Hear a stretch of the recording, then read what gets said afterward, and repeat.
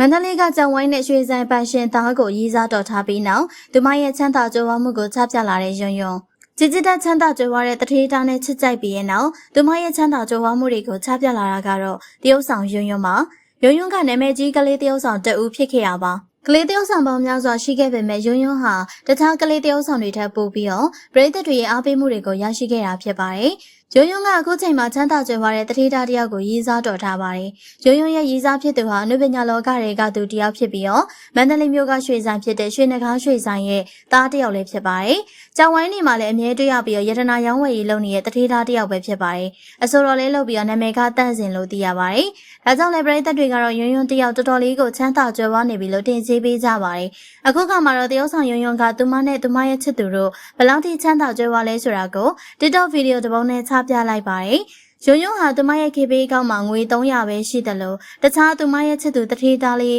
ပတ်စံအိမ်မှာလည်း100နဲ့1ရွက်တောင်မရှိတာကိုတွေ့ရပါတယ်။ဒါကြောင့်ယွန်းယွန်းတို့ရဲ့ TikTok ဗီဒီယိုလေးကအင်တာနက်ပေါ်မှာလူပြောများနေတာဖြစ်ပါတယ်ရှင်။